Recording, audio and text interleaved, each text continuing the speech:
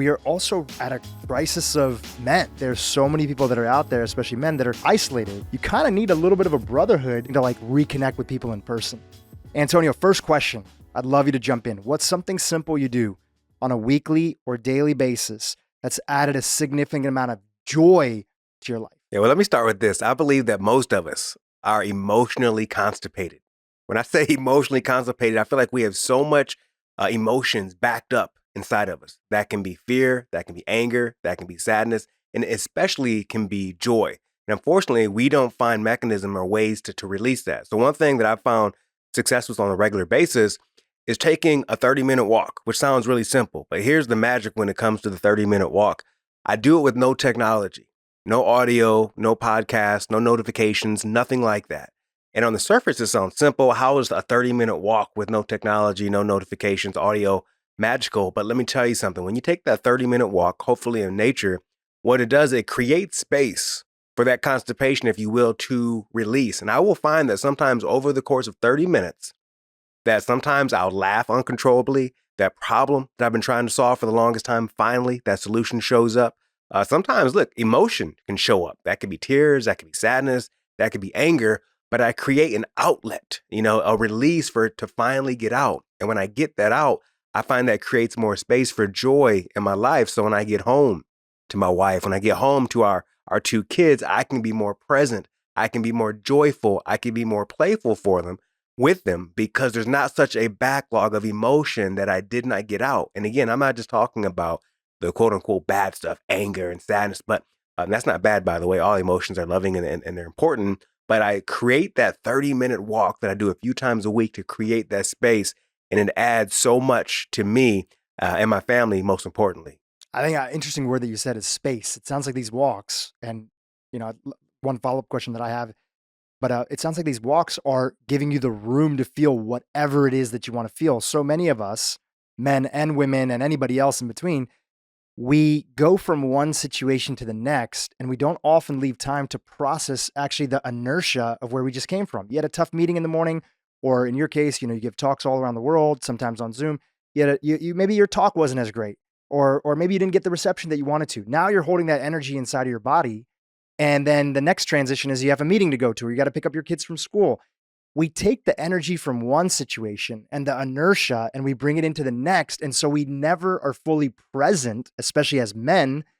And we can't give our partner, our kids, our business the full attention it deserves because we're still caught up a little bit in the past. That's kind of how I see it. Yeah, I think a lot of people don't realize, if you're a Mac user, it's like a lot of us, the pinwheel is going nonstop for so many people. They're just unaware that the pinwheel is going because they haven't created that space. Or most importantly, they haven't rebooted. Like a lot of us just need a reboot. By the way, if you haven't turned your computer off in a long time, turn it off. Let it restart for a hot minute. Also, like for folks that work in media and about creating imagery or video, that walk for me is like a rendering, like a real-time rendering that takes place while you're waiting for that image to finish, when you're waiting for that video to get complete and be done. And it creates that process that otherwise wouldn't show up.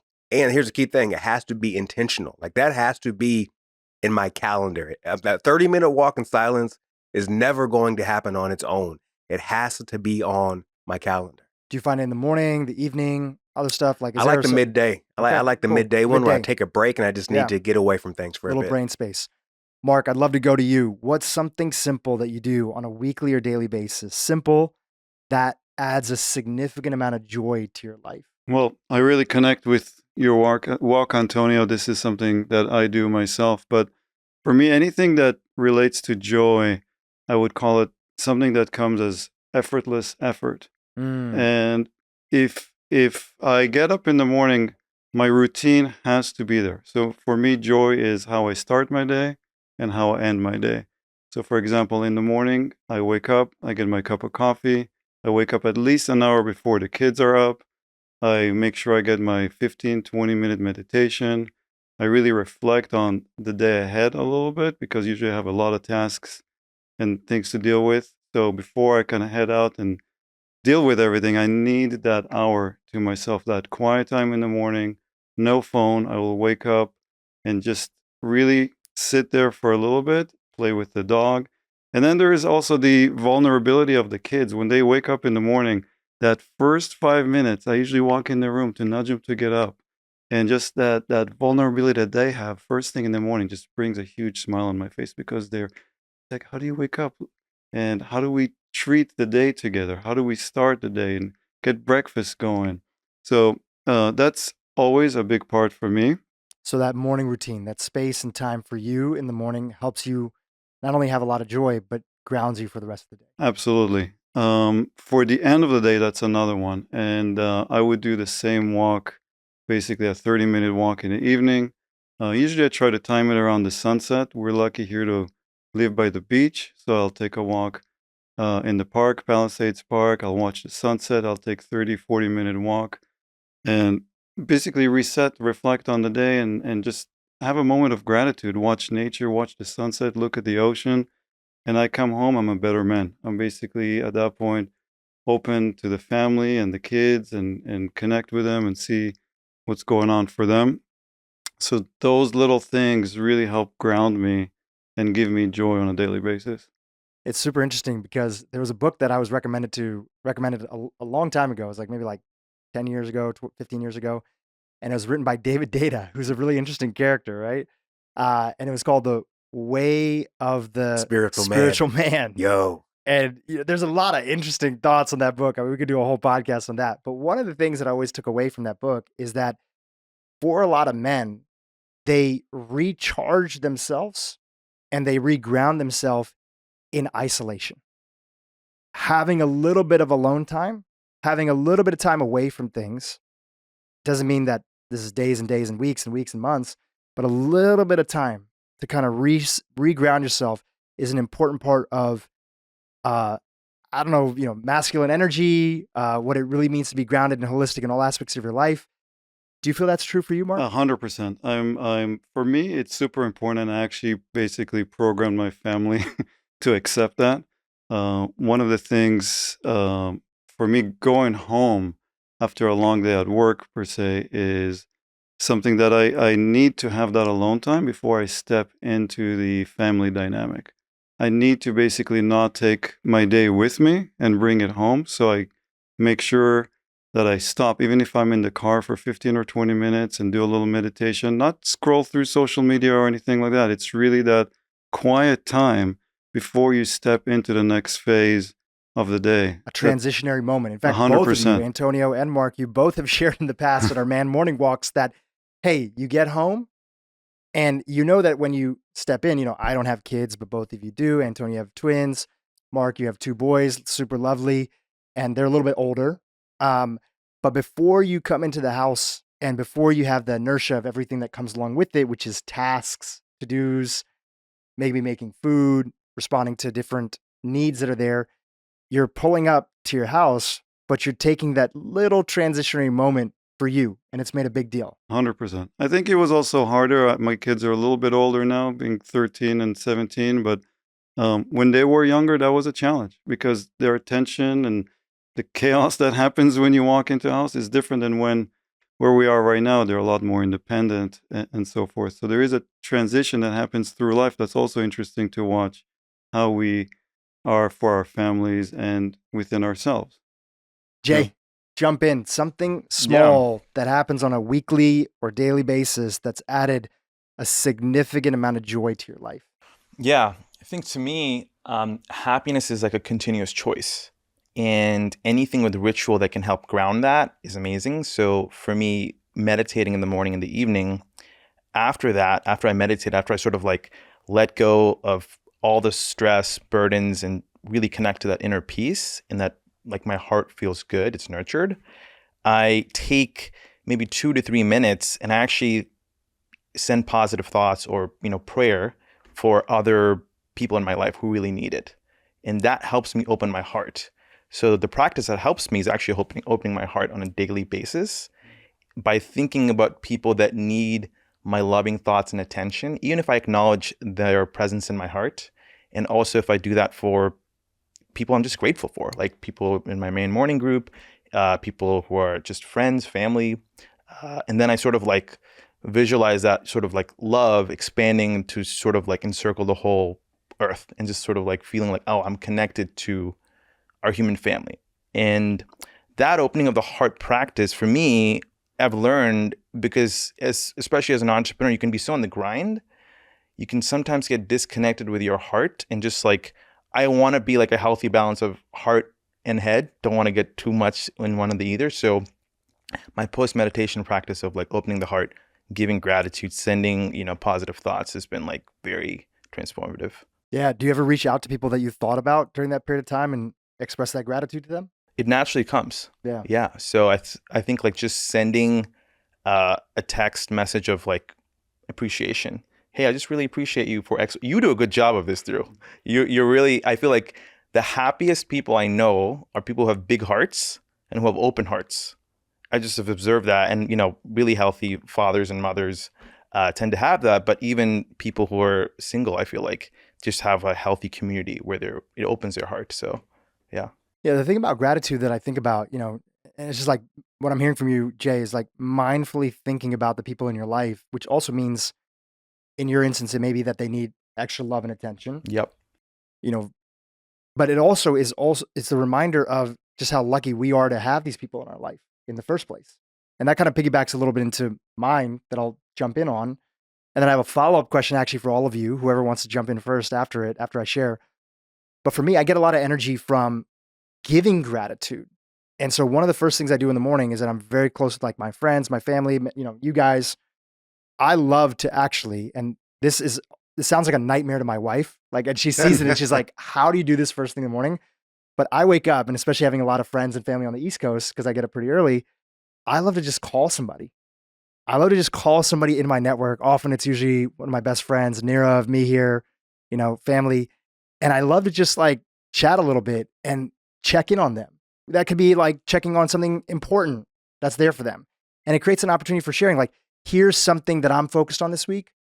And often my question is like, what's something that you care about that you want to give love and attention to this week? Or anything that you feel, and it's not always like so formal. I'm not these people's coaches or whatever. It's like, hey man, how are you doing? They know the drill. So they'll share like, yeah, this is what I'm focused on. This is what's not going as well. Almost like the same way at Man Morning, we'll often do like, share your highlights and share what you're navigating. It's a little bit of that. But doing that first thing in the morning, there's something about that kind of grounds me in the world. So before I get into email, before I get into all the tasks and the to-dos of running multiple companies and having a lot of employees, it's just another reminder that I'm on a human experience with other people, and that grounds me. Now, I recognize that for other people, that wouldn't ground them. And I think that's why this answer and this question is so important, is that whatever it is for people that are listening today, I think tapping into that thing that gives you joy, that makes everything else that much easier or successful in your life. All right, so here's the question that I want to flip for you guys. And that is, what is something small that zaps your joy away in the week? Something that you've identified, that this thing that you have to do, this commitment or this thing that you have to do, but you do it the wrong way or the wrong energy. Like, it is a surefire way to zap your joy and delight in the week. Who wants to jump in? Before we talk about zapping joy, I want to just add on to something that you said please. earlier, because I think something we're not talking about when it comes to joy, and everything we're talking about is so intentional. Every example that everyone gave. One thing we don't talk about enough, I think specifically as men, is ensuring that we don't feel guilty for doing those things. I feel like I have a lot of buddies that I'll share some of the things that I do, like, yeah, but that wouldn't work for me because of X, Y, or Z. I think we have to make sure guilt doesn't show up. We talked about that space for transition that's needed, et cetera. And something that I didn't know was controversial, if you will, but when I brought it up to some friends, not y'all, because y'all are all cool with this, is something my wife and I do, going back to needing that space you mentioned, Dhru, is probably once a quarter, we take like a staycation alone. Like You and straight your up. wife. No, alone. Oh, alone. Like, we stay in the LA area, and my wife will go get a hotel for a night or two alone, where she can go recharge, do her own thing. I'll do the exact same thing. Again, say it could be downtown LA. It could be 6 miles away, but we get that night by ourselves. And it gives us an opportunity to recharge or work on some things we want to, maybe lay in bed, sleep in, or whatever, things that normally we can't do when we have our kids around and schedules, et cetera. But when I've shared that with other friends or made suggestions, maybe you should try doing this, all I hear is why this won't work, why we can't do that because of the home life, et cetera. and a lot of guilt shows up. So I think one thing we have to do with these needs that we have that are are important are make sure we're having some good conscious communication with the people in our life that matter most to explain to them the whys behind it, so certain friction doesn't show up. My hunch is, Mark, there's no friction probably from your wife or your family because they know that 30-minute or 40-minute walk you take in the evening, they know that's making you better, right? No, 100%. And there'll still be some friction here and there. But and it's all about how we deal with that friction, right? So I think there's also, I'm not to skew from the topic too much, but there's also the sense of how do we deal with friction? And do I listen to you if we're having an argument? Do I put myself in your shoes? And the quality of the friction itself. So that's a whole other topic.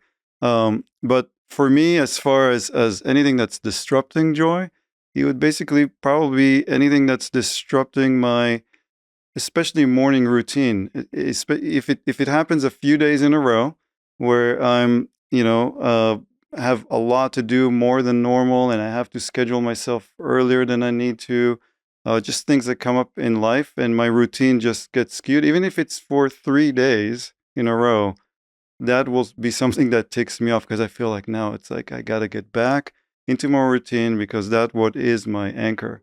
And it's such a huge part of my day that I just am a better man sticking to that routine. So the moment that gets disrupted, it's like, oh God, what are we doing now? So I have to really be conscious about that and immediately put myself back into that routine so I can be out there for the world. Not that it completely throws you off in all aspects of life, but you just don't feel as good. And when you don't feel as good, you're less productive, you're less focused in business, you're less able to be there for, your family in the way that you want to. 100%. Yeah.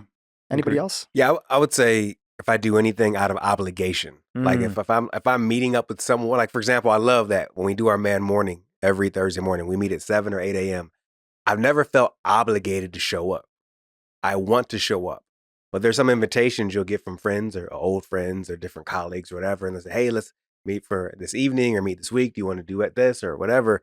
And I feel a sense of obligation, and I know for me, whenever I feel like a sense of obligation, that's like a red light. That's like a red, flashing light that's going off saying, I have to get curious about that. Like, why do I feel obligated to do this versus wanting to do that? And if I do a lot of different things out of obligation, I find that will zap my joy immediately. What's your earliest indication that it could be in your body? It could be, stress in your neck. Like, what's your earliest indication that you're responding to something out of obligation? I'm glad you asked that question because typically it's something that we ignore. It's our body. 100%. It can be a sensation in my stomach. It can be for me, obligation shows up in my forehead. There's like a tightness in my forehead that I feel a bit of a furrowed brow or a frown that I feel if something feels a little bit like an obligation, not versus a want. But also something that very rarely are we tapped into, that being our body and those signs that it can show for us. No, I love that. Jay, jump in. Something that zaps your energy. Simple things that, can kind of take away from your joy in life.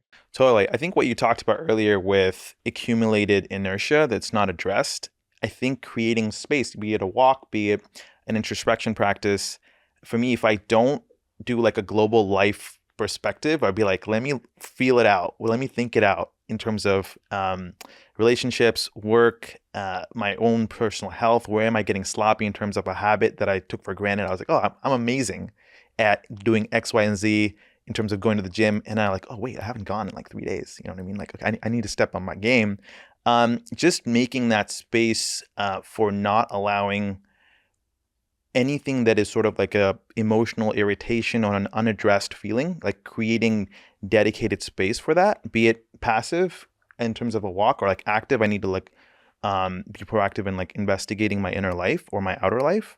If I don't do that for a few days, the quality of your joy is you're not being honest fully to yourself, I feel. So I begin to get like more irritable, or I can get just, want to turn on social media because I'm trying to escape from something versus actually integrating and like flowing through all the emotions in a healthy way and acknowledging them all. So I think just getting sloppy. Yeah. Letting that inertia build up. And that's a great segue into kind of something that I want to get a chance to talk about, which is what our man morning group here in Los Angeles has meant to us, is that I will say big picture, and again, for everybody listening that might want to cancel me after saying this, is that there's variability amongst men, there's variability amongst women. You masculine and feminine, you can have, a guy that can have, guys have both of those energies that are there, but I'm just talking broad strokes. I think women are better at being in touch with their emotions, right? And a lot of that has to do with the way that their bodies are designed, having much more hormonal variation, having their infradian rhythm. We've done a bunch of episodes on this podcast and almost being more in tune with how their body's changing on a weekly basis. For men, we're primarily driven by the circadian rhythm. And so that means that we're kind of like the same 24 hours all the time. We're just going through that normal rhythm that's there. And so because, women are so great at being in touch with their, emotions and kind of feeling what their feelings are, I've often found, I'll speak for myself, but also just noticing a lot of the men in my life, for a lot of guys, it's kind of like you don't know exactly how you feel always until you have the moment to kind of like talk it out loud. Like actually having a group of friends, other men that you look up to, other men that inspire you, other men that are also trying to be good men, and sharing what's on your mind. Sometimes I don't even know how I fucking feel about a situation until I speak it out loud. And that's what Man Morning has been. And so, for those that are listening, you've probably heard in the intro a little bit, but Man Morning is a weekly group of guys that started here in Los Angeles. And we get together on Thursday mornings and we go for a walk together. We'll typically have a captain. That captain will pick, the place that we want to walk to. They'll have the question of the day, and we will all meet up on time and we'll walk for an hour and we'll bring up that question and it'll open up different dialogue. And sometimes when we don't have a question, one of the go-to questions that's there is tell us what you're celebrating in life and tell us what you're navigating, which I stole a little bit from this group called Summit Series that I'm a part of. And in that process of people going around and sharing their highlights, but also what they're navigating, which means maybe something that you're stuck on, something that's a little bit like, you feel the frustration or there's inertia, but you haven't talked about it before with anybody. It's a beautiful opportunity to let go of all that buildup, that emotional constipation, Antonio, that you were talking about earlier. And now you have another group of people that are just listening without judgment, and they're just here to listen. And in some cases, ask really good reflecting questions to help you go a little bit deeper. And one of the things that you see time and time again, besides the fact that there's all this science, I've done an episode on it, we'll link to it in the show notes, about how walking in particular allows for the bilateral movement of the eyes, which scans the horizon, which actually relaxes the nervous system. There's a bunch of work that's been done on this from the group and the founder of the EMDR method. And so doing that together as a group has been foundational. It's something that I look forward to every week. And I'd love to just hear from everybody here just a little bit about anything they want to say about Man Morning and what that's meant for them of regularly having a community of other men that you can go and like talk about what's going on in life. Antonio? Yeah, I mean, Man Morning is so important. I started a newsletter for it to provide this with other men across the country, across the world, so they can have this feeling every single day in their inbox. And Dhru, I'll provide you with the link you can put in the show notes about how folks can have their own Man Morning as well. Man Morning has provided me with something that I didn't know was missing in my life, that brotherhood, that intention. When we get together, I love that it's happening typically at 7 or 8 a.m. There's something about the conversations you have with someone over a cup of coffee or a cup of tea that is so different than the conversations you have with someone at 7 p.m. over a beer, a mezcal, or a glass of wine. Don't get me wrong. I like those things as well. But the intention about it is so different. I walk away from all these Man Morning gatherings so inspired, so sometimes challenged in many ways to think a little bit differently, so encouraged. And to your point, Dhru, I've shared some things out loud there that I didn't plan on sharing that were frankly vulnerable. And you said something so key about this, Dhru, in that being that it's a place where you're not judged, where you can share some things that you're going through in your business. We're all pretty much operate our own businesses. You can share things, maybe challenges you're experiencing in your home life, with your marriage or raising kids, and you can get some different perspectives. But also, here's what's cool is you also realize that I'm not the first person to experience this, or I'm not the only one to experience this. And we have men, obviously, from all different backgrounds, all different ages, etc. So By the way, I was on your podcast previously, and someone told me it's not et cetera with an X, it's with the T. It's et cetera. So I'll say, I'm gonna keep saying et cetera. That's how I roll. But you get these different perspectives, and the last thing I'll say is that breakthroughs can come even when you're not talking. I've had so many amazing breakthroughs just listening. I've gone through man mornings, and I talk a lot. You know that. But I've had some where over the course of that hour, I didn't say a word. I just listened or nodded my head.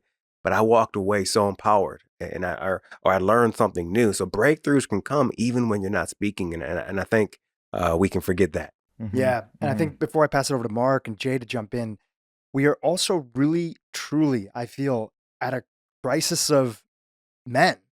And what I mean by that is that there are a lot of young men that are growing up that are more and more isolated. And it's not just young men. Actually, if you look at the statistics of the most isolated people here, especially in America and increasingly the Western world, it's older men who don't even have one best friend. The New York Times did this whole article about how people after the age of especially 35, and they get into their 40s, 50s, 60s, and so on, they barely have one best friend, right? And that's so sad to think that there's so many people that are out there, especially men, that are isolated, don't open up about what they're going through, don't open up about the highs, the lows that are there. And women are so much more better at that. But then that has all sorts of downstream impacts in society. Then you have a lot of young people that are growing up without mentors, without role models, without understanding that the importance of to be good in every aspect of your life, you kind of need a little bit of a brotherhood to keep you accountable, to inspire you, to make you a better person. So we're getting lonelier, and increasingly more and more young men don't have role models, and we're doing activities that are driving us towards isolation without that opportunity to reconnect with people in person. So Mark, I'd love to hear from you as one of the more newer members, you and Jay into Man Morning. What has it meant for you in your life? Yeah, for me, it's been a huge positive experience, and talking about that effortless joy, that's been absolutely a huge addition to my life, being part of the Men Morning group. I think for men, just adding to that, in general, we're brought up to be stoic and perhaps less vulnerable. Again, generalizing. And so for men to share feelings, whether it's with our loved ones, our kids, our coworkers, and other friends, is sometimes really, really hard. And we were never really potentially taught by our fathers, grandfathers, how to be vulnerable, how to share our feelings with other men. And what this Men Morning group has brought is a sense of safety and positivity to really share deeper feelings with a group of, whether we're 4 or 6 or up to 8 of us, walking and talking. And so I look forward to these morning walks every single week. I wait for that text to come in and set up our morning walk. And it's interesting because I have 2 boys, and I'm already passing a lot of this information to my boys and encouraging them, being 17 and 13, to start talking to their friends and how are they sharing their challenges and potential negative views of life and the positive views of life. So it's really important for me as a dad right now to take these experiences that I'm getting through Man Morning and immediately sharing it with my kids. Another thing that I've seen happen is, because it's such a positive experience, I'm really more aware than ever of the people who bring negativity to my life. Mm-hmm. And so I am really finding myself trying to put a bit of a wall, even if it's friends that I've had for a long time, to noticing their negativity and just trying to just step away from it, because it's not doing me any good.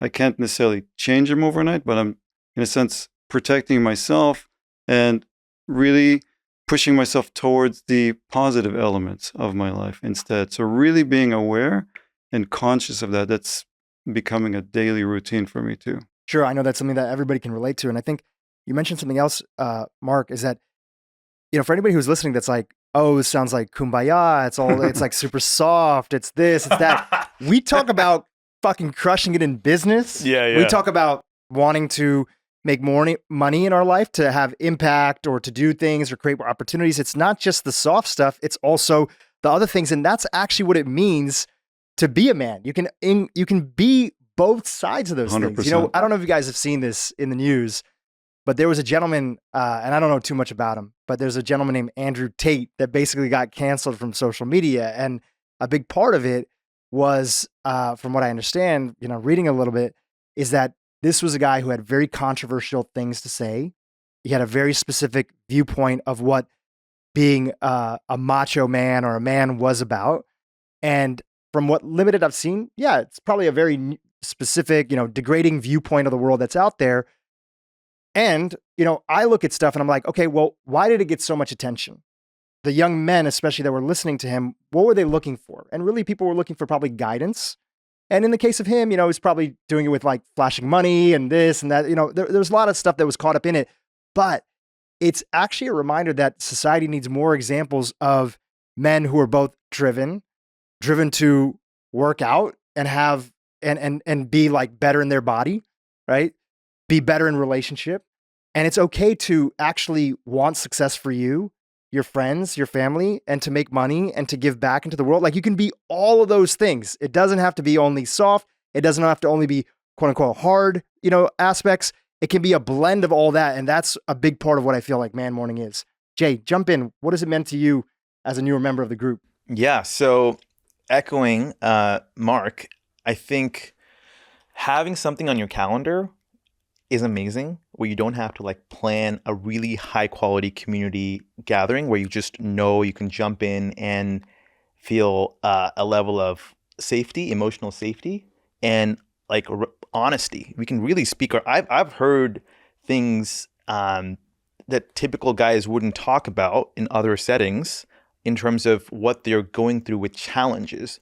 And I feel like the stigma in general, what I have experienced in my own consciousness and with friends over the past 10 years, is just like, if there's weakness, if you're going through a challenge with a relationship or with your business or with anything, weakness is unmanly.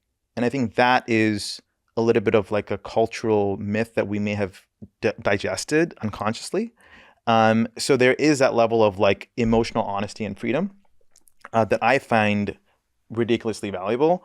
The other thing is like, I feel like there's a lot of unbalanced winning in this world. So guys, entrepreneurs typically, God bless Elon Musk for creating Tesla, but he's got 9 kids. He's got a lot of stuff going on. And I find like in general in the startup culture, entrepreneurship culture, there's a lot of examples of people getting success by making sacrifices to their health or their relationships. And there's a little bit of the myth that I was in my early 20s. I'm 31, but when I was younger, that I bought into that myth that I have to like work X hours or I'm not going to be winning. So I think with this group, I find guys are more balanced. They care about their relationships. They care about their family. They care about their health. They care about winning, but trying to have the appreciation of like, okay, this is my life garden. These are my life departments. I need to be balanced and I can still win. So I think that has been really great. Dhru, Mark, Antonio, we're all entrepreneurs in our own way, and in our own businesses. So it's nice to have like living examples of that and talk to people, because we have a similar mindset of a North Star of what is a healthy, successful, impactful life. I love it. All right. A big part of Man Morning is that we bring up questions. There's a question of the day. We already started off with one. We were talking about joy and what are simple things that we do to add significant amount of joy to our life. Here's another question that we're going to jump into, and it piggybacks off of this theme. And that question is, tell us about someone in your life who's been a role model, could be male or female, and they've helped you be a better man. Who are they, and what did you learn from them? Anybody feel excited to go first?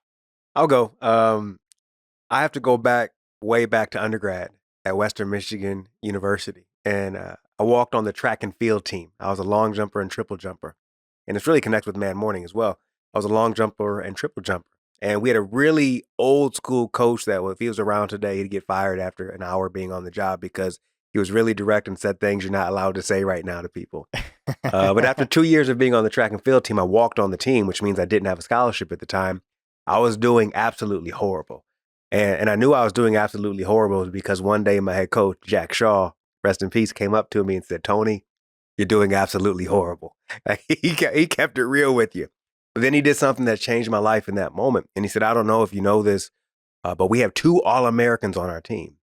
And he pointed to 2 individuals. These are 2 folks. One would go on to compete in the Olympics, and another one would go on to compete in the World Championships. 2 of the best athletes in the world. And he said, but in the 2 years you've been on this team, not once have I seen you spend any time with them. Mm. He said, instead, you're hanging out with those guys. And he pointed over to the high jump mat, where in high school or middle school or collegiate track and field, it's where folks lay back and laugh and have a good time. That's a party group. It's a party group. Not bad people, not committing crimes, but not all American. And that's all Coach Shaw did. And he walked away. And that moment, he taught me a lesson about, how you can have allies in your life or you can have thieves in your life. Kind of like the folks that negative energy you talked about, Mark, thieves. And I realized who those allies are. And I realized in that moment, I had a choice to make who I was going to spend time with, who I was going to emulate. And I was fortunate from that small interaction with Coach Shaw. I was able to go on and earn a partial scholarship, become an all-conference triple jumper, etc. And it's always been a reminder to me that I have to spend my time with people who do make me better. And the question I always have to ask myself, and I encourage others to ask others, and it goes on that whole, thing we always hear about the 5 people you spend time with is, just to think about the 5 people you spend the most time with or who you interact with most on your phone, because that's what we do a lot, and ask yourself a simple question: do they make you better? I mean, it's a simple question, but a powerful question. I'm fortunate enough with Man Morning, everyone in that group 100% makes me better and pushes me and challenges me and encourages me, etc. And Coach Shaw was that individual way back when I was young. And I'm a dude that didn't grow up with the stability, moved over 15 times before I graduated from high school. Between my mother and father, a total of 6 divorces, didn't have strong male figures in my life. I didn't have a manual of what certain things were supposed to look like. But that man at that important moment in my life, and probably at 19 years old, taught me such a powerful lesson with barely saying anything. Taught me a lesson that stays with me to this day. That's powerful. I love it. Mark J, does anybody want to jump in? Yes. For me, it's my mom. So she taught me what unconditional love is through her example. And I feel that is one of the most valuable lessons that she gave to me, because it helps me to be a better friend, be a better person within my businesses. If I'm a leader, like, can I hold that space for imperfection? And she's had a really, tough life, and she's just like sunshine. She's just like pure joy. So I think like your hardship doesn't need to taint your inner joy, and you can still have that high quality love. And it's always like a journey to do that. I think that's like one of the most valuable sort of lessons I've got just through having her example.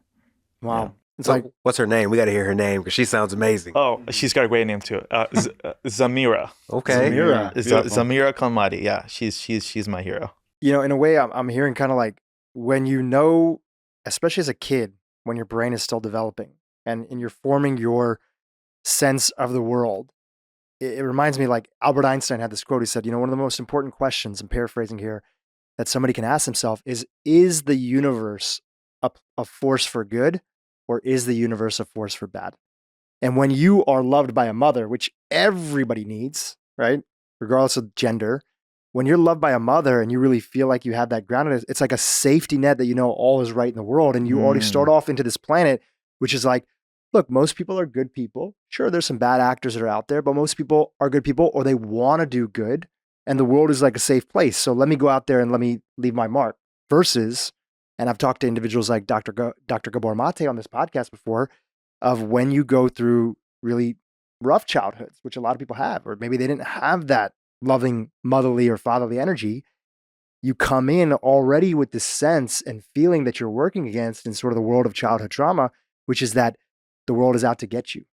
The world isn't safe. The world is coming after you. Now, you can heal from all that, but you're already starting from a place of, people are out to get me or people are out to take from me.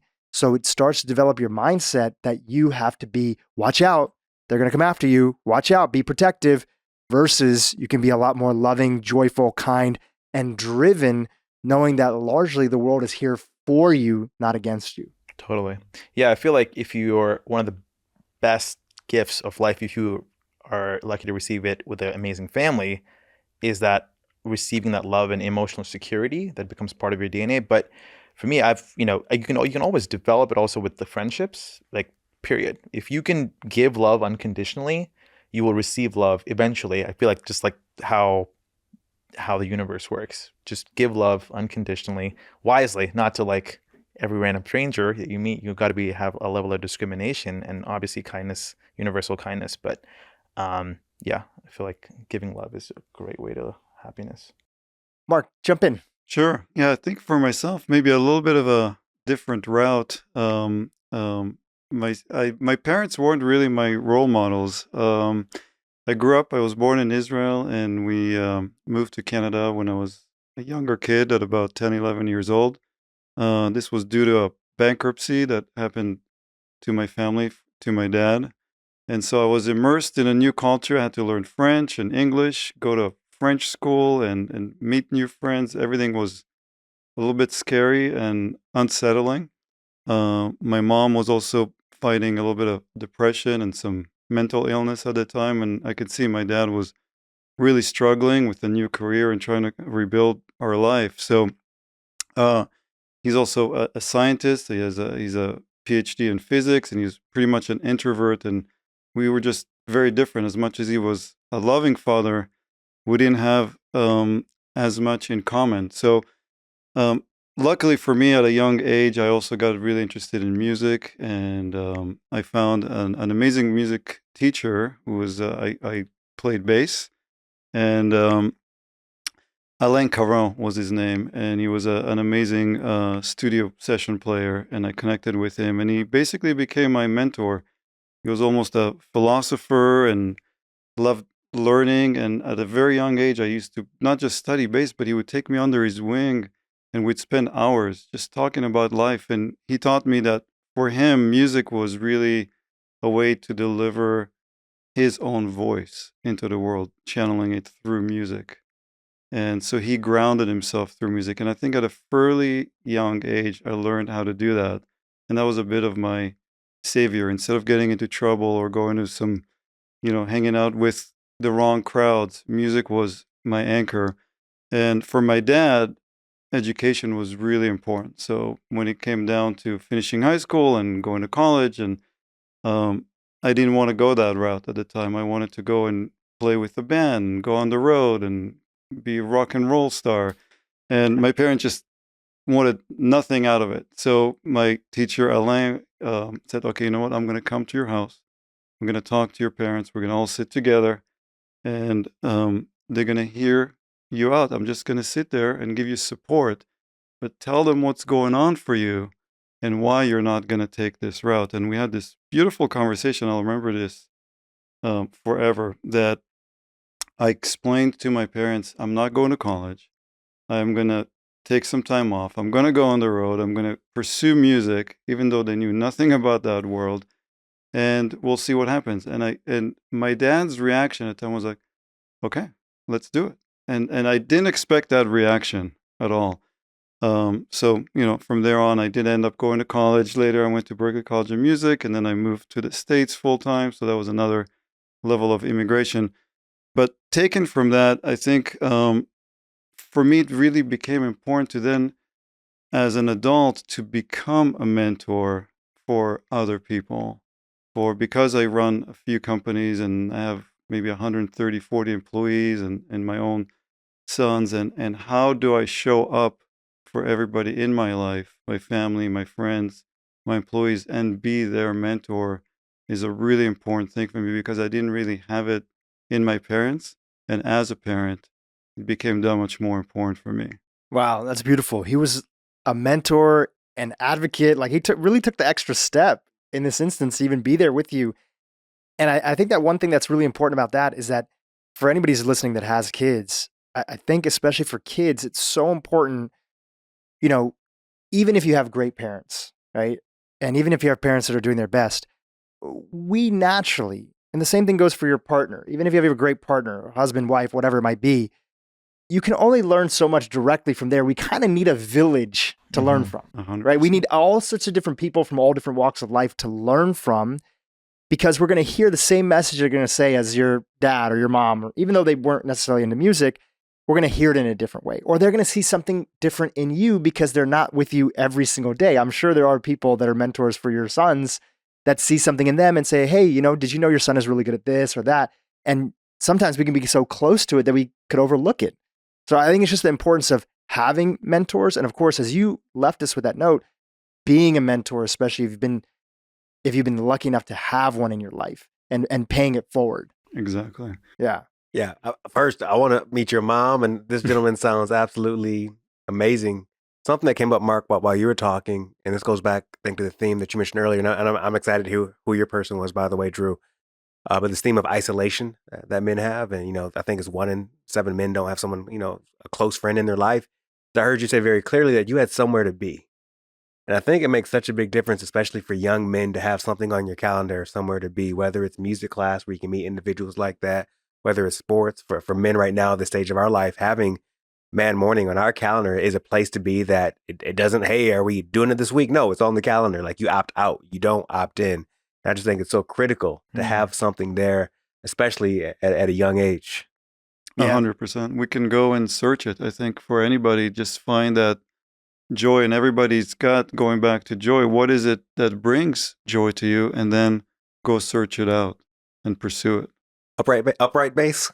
No, electric bass. Okay. He's like, no, man. Yeah. I think it's beautiful too with Mark, how you basically didn't receive so much of that in your childhood, and now you're in a giving state and you have the capacity to be the giver, which is a great, beautiful milestone. And I feel like with Man Morning too, I feel like he's Mark's a little bit of the presidential elder statesman. He comes with a different presence, and I think that having like the diversity of life experiences and our own strengths that come from our own life experiences and sharing that, elevating together has been great.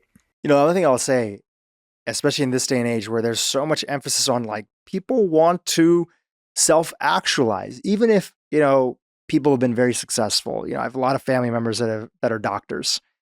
Even within that role, there's this open conversation today because so many people are talking about joy, purpose, happiness. There's many people that have been traditionally from the outside been successful and are, let's say, like in their 30s, 40s, 50s, and they're like, I don't want to do this thing anymore, or I want more of this. And because more people are talking about it, they're willing to at least acknowledge to themselves, like, you know what, maybe I don't want to be a doctor in the same way that I am now. I do want to help people. I want to use the skill sets that I have, but I want to do something different. But what does that look like? I think it's so important today. We often talk about young people, but I think even men that are in their 20s, 30s, 40s, 50s, 60s, so on, if you want to reinvent yourself, you need fucking mentors. You're never too young to have a mentor, or at least a friend. And a mentor doesn't have to be a structured thing where, hey, every quarter I'm going to call you, I'm going to talk about what progress I'm making. Sometimes it's that. Sometimes it's just somebody who's a little bit ahead of us in one area of life that we want to learn from. So I think that's a good challenge for especially people who are like, well, things are pretty good, but I'm trying to think about what the next stage is for me. Well, you don't know unless if you kind of see examples that are out there. And if you're not seeking people out, how are you going to be inspired to know what's possible? So I'll jump in.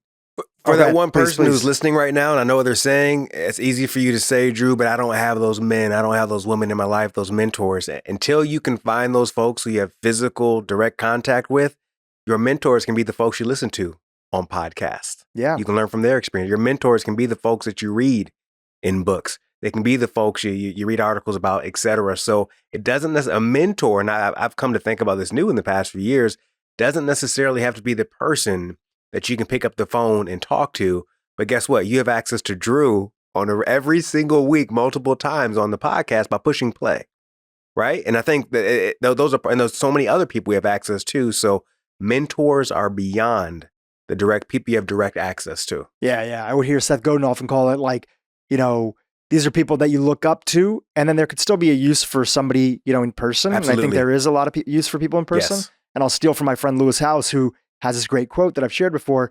If you don't know where to find those people, go to where people grow. Take an interest in your life. Where are those people hanging out that want to grow in that interest? Whether it's tennis, whether it's an entrepreneurship group, whether it's wanting to learn about coding. Toastmasters is a great place for people who want to get better at public speaking and develop that skill set. Where do people in the interest that you have, where do they go to grow? Go there. And now, literally, it's like, ask somebody to catch up for coffee. Ask somebody to pick their brain. Invite them over for dinner. Do something with them to start fostering those relationships. Make an invitation to this person, and now a friendship can get started. Also, before I share, Antonio, in your Man Morning newsletter, manmorning.com, people can sign up. You also have a little bit of a roadmap. If people are listening to this and are like, wow, that's great for you guys. You guys have this group. Go fucking start your own group. And by the way, you can do that if people go to their website and you kind of like see a little bit of the framework that we use to just set up this informal group of people that are all there in brotherhood to support each other. Yeah, I mean, we tell you, we laid out exactly how it works. There's also a recent post in the newsletter where we talk about the type of men you want to have in your life. We break down the 5 type of men that are critical to have in your life. And these aren't folks you engage with on a daily basis. They don't have to be best friends, but it literally is laid out. These are the folks you want around you on a regular basis. And so we can provide those links as well. Yeah, definitely. We'll link to that in the show note. And again, Man Morning for anybody who's listening, manmorning.com. Okay, I'll jump in. And a little similar to Jay, you're sharing 2 people that have made me a better man. And I want to acknowledge, their influence as well. 2 people that have made me a better man is both of my sisters, my older sister Herschel and my younger sister Kea, and each in their own unique way. My older sister Herschel, at a time where I was super introverted, kind of like a little bit geeky, high schooler, just trying to navigate himself and, in the world, on a very practical level, my older sister kind of like took me under her wing once she was in college and there was a little bit of separation. When you're in the same household, you fight a little bit with your siblings, whether it's, brothers and sisters or, brothers and brothers. My older sister took me under her wing, maybe a little bit out of pity, but a little bit also of like seeing what potential I had. And on the most fundamental things, she would teach me a little bit like, hey, don't dress like that way.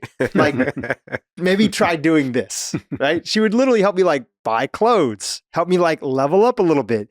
She could see, obviously I had a girlfriend in high school, and she could see, my interest in that category. And she'd say, listen, if you want to be more attractive to the opposite sex, like, maybe dress a little bit better, right? So that was one thing. Another thing was my older sister would invite me. This is like in the, probably the year like 1999, 2000, right around then. When her friends would go out, she'd say, hey, come on, we're all going to this like club. I know the DJ, he'll let us in, but there's only like a couple of rules. Number 1, you're under 21, so don't try to drink. You're going to get us in trouble because you look young as shit. Yeah. Like you have a little peach fuzz mustache, but everyone can look at you and you look like a middle schooler. But, hang out with us, dance, meet people, talk. And it really pushed me to become better in conversation. And it gave me confidence. I could hang out with people who are older, and I could even talk to women who are older and like maintain a conversation with them and ask them questions and other stuff. So on a very practical level, it really shaped my confidence, the way that she helped me step into being a more sophisticated man, right? Before I was like subscribing to GQ, she was kind of like my GQ edition of like navigating a little bit. And then my younger sister, she's been my number 1 cheerleader. When I, Mark, similar to your story, decided that, college was not for me, even though I'd done great in school and almost always gotten pretty much all A's and B's, graduated like, near top of my class. I got to university and I realized that I don't want to go this route and I want to build a business. In fact, I was building a business in university and it started having a little bit of legs and some traction. And the first person that I went and I told that I want to go do something different, I might want to take some time off school or drop out and go build this thing, was my younger sister. And my younger sister did something amazing. She heard me, and without passing any kind of judgment, shout out to Kea, shout out to my older sister Herschel too, she just listened to me and she tried to put herself into my shoes. And both my sisters are incredible listeners, and they've gotten that from really the male figure in our lives who's been a huge mentor, role model, everything. And that's my dad, Kumar Purohit. Shout out to him. He is such an incredible listener, and he will hold back jumping in and putting his agenda on you before he's had a chance to really understand your perspective. And I don't know why my dad is so good at that, but he's always been so good. And it made everybody in my family a better listener, which benefited my sisters, but also helped me through them to become a better man. That's huge. That's beautiful. The better listener, the listener part of it is something that's so important. I find that we always want to potentially add our agenda to other people. And so, especially with family. 100%. And I heard you, but here's my opinion. Totally. And it is something that is either you have it naturally, like your dad, which is amazing, because for most people, I don't think it does come naturally, but it is a learned science in a sense, how to really hold back and let our ego go for a second and really listen to the other person and be in the other person's shoes. Try to understand where that person's coming from before we add our opinion. That's really important. Yeah. Yeah, I feel like having humility is a key quality in listening, because as soon as you begin to make assumptions that I know what this other person is and I have the perfect picture for the whole situation, I feel like I always, whenever if there's some kind of feedback, I'd be like, oh wait, is my perspective correct? Like, do I need to actually take a pause, let go of the ego, create space to listen? Yeah, I feel like humility and being a good listener is like great. So is your dad a humble person? I'm curious. Oh my gosh, my dad is the most humble person I know. My grandfather was also that way too. Maybe to the degree where he didn't sometimes advocate for himself in, his job or other things like that, even though he's done really well over the years, but he's a very humble individual. And from a young age would always try to instill that in us. And, but yeah, my dad is a very humble person. Your dad can arrest all of us now, though, right? Isn't he isn't he on the police force? He's like an honorary volunteer deputy. I'm like, Dad, how you want to spend your retirement? He's like, well, I'm going to help you with your business. I'm going to do this. I have my friend group. And you know what? I might go be a volunteer honorary sheriff or something, like deputy sheriff. And so he's doing that as well. That's gangster. That's I love awesome. it. That's gangster. That's great. I just want to just add, I think it's so special. And again, as a father of young kids, 6-year-olds, Mark, I've heard how you've been really intentional about raising your kids.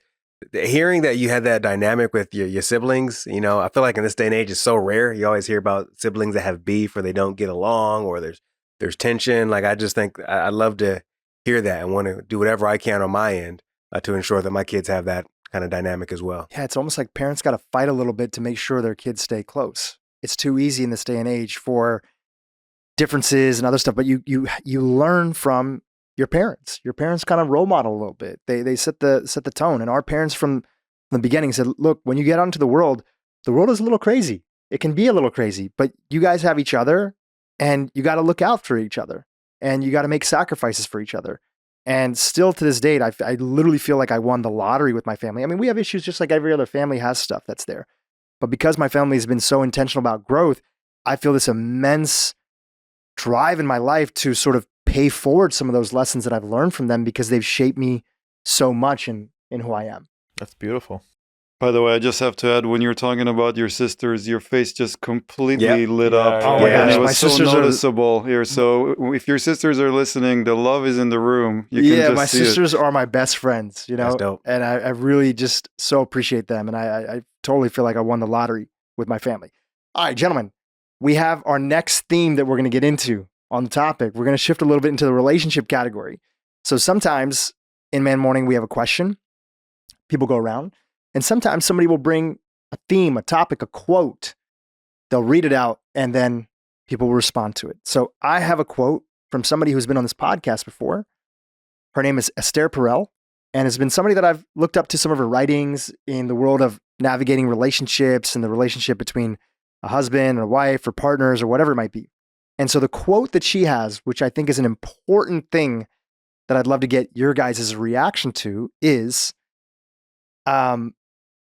We often bring, so quote, this is from Esther, we often bring the best of ourselves to work and our friends and community only to leave scraps of leftovers for home and our partner.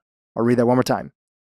We often bring the best of ourselves to work and our friends and community only to leave scraps of leftovers for home and our partner. And by the way, before everybody chimes in, we'll pass it on the table. Do you just get your thoughts about this quote? What does it bring up for you? Can you relate? Do you disagree? Do you agree?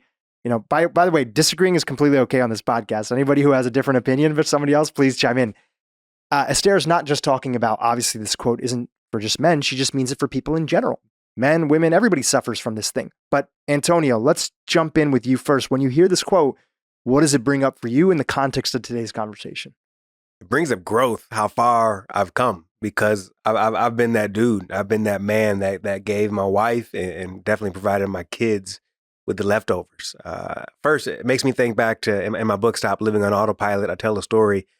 Prior to living in LA and doing the work I do today, I worked in the television industry in New York City for 12 years as a reporter and correspondent for a variety of television networks there. So on TV on a regular basis, interacting with the public, et cetera, always out and about New York City life, et cetera.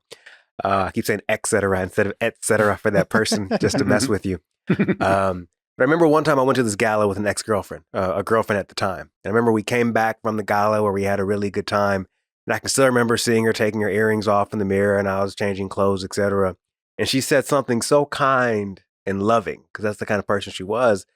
And she said, sometimes I wish that you could give me half of the energy that you give to strangers.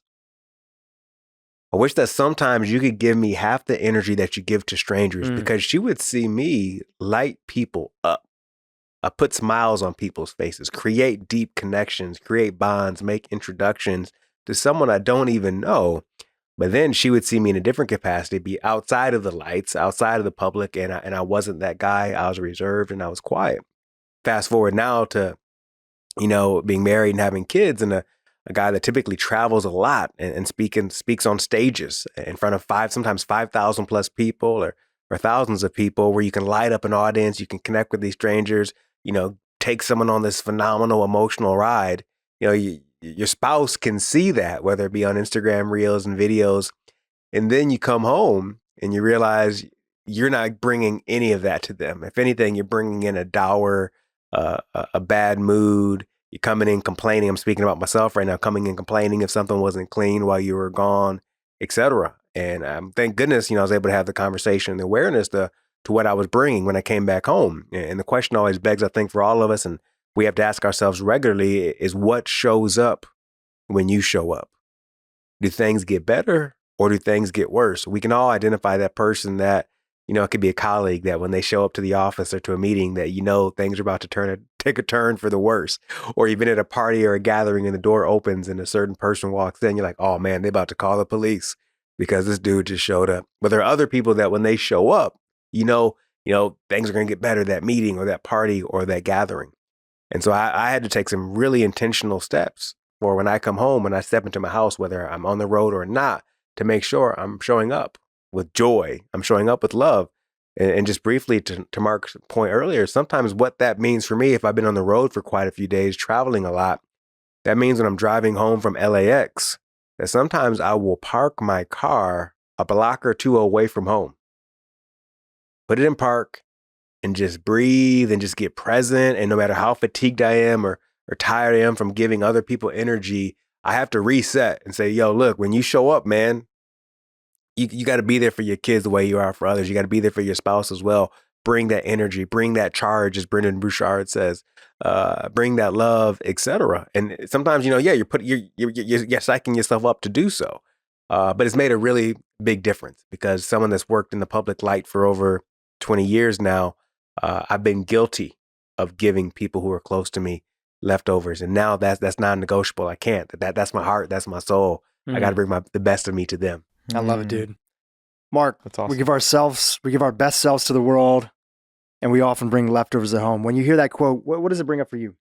I think, like you, Antonio, this really resonates with me, and it actually brings me back to when my kids were really young, and I was at the same time starting my businesses, and there was some overlapping with a couple of them, and it was a pretty stressful time in life. Just trying to build that business. It was a time where I basically put all or nothing on the table when we built the post-production studio. So it was either a go or it wasn't gonna go. And so going through that transition, and also not having the family support system here in LA with us. My family was all in different places around the country and the world. And so it was just really my wife and I, and we didn't really prepare for all of this to come at once. Young kids, new businesses, all that growth. And I am responsible for, being short many times when you come home and just not being able to relate to the kids and the wife and giving them the best of me, because everything was just coming to the table. I had to really teach myself, said this just can't keep going.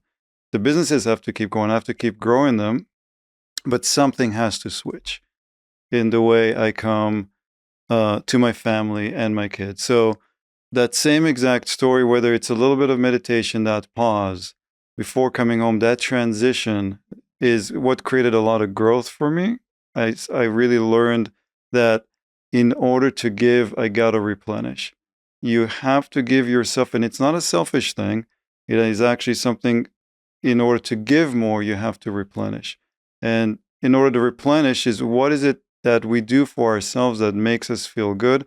Goes back to the point of joy, finding joy every single day, and finding gratitude. I found that gratitude practice, because sometimes we tend to be negative. As human nature, we sometimes find the glass half empty versus half The full. negativity bias. Negativity bias is huge, and our society teaches us to be negative. That's all we see all around us. From social media, we're comparing ourselves to other people. What we hear on headlines is negative 99% of the time.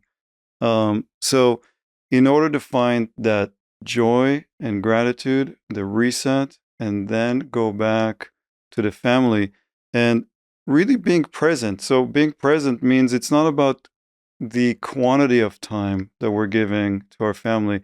It's really important for anybody who's listening that the amount of time and is the quality of time. So just listening to a kid, what's going on for you in school? How did school go today? And just having dinner without the phone in your hand, just really sitting there and listening to that kid, even if it's for 15 or 20 minutes, whether they're young and you're reading that book for them at nighttime, just that little bit of intimacy and connection goes a huge way. And then actually it helps us replenish as well. But we have to make sure we do it without any distractions. So the distractions is what we're carrying from the day and the week, and everything else that's happening for us is potentially a distraction. How do we remove ourselves from these daily distractions and be the best for our loved ones is something that I needed to work on for quite some time. And at this point, it comes pretty naturally.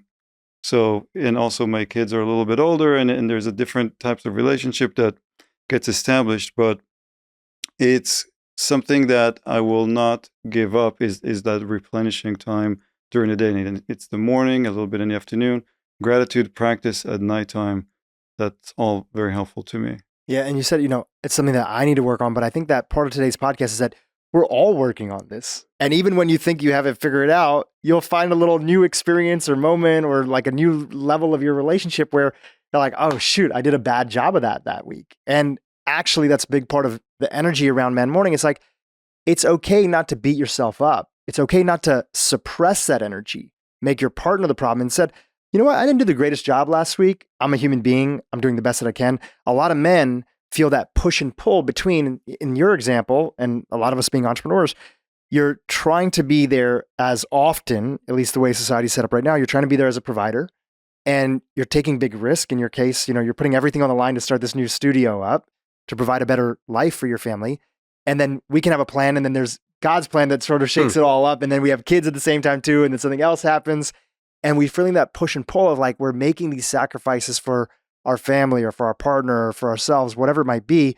And we're also trying to keep in balance these other areas. And I think that a huge part of that is that it's not about trying to be perfect with all that. It's actually just noticing where it may feel a little bit off, forgiving yourself, being gentle on it, and then just recommitting to the next time. And it's not about a ton of time, as you mentioned.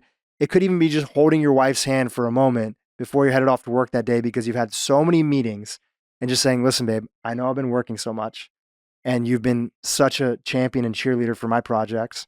And I just want to tell you that I'm looking forward to us doing a date night together to really reset and have that opportunity.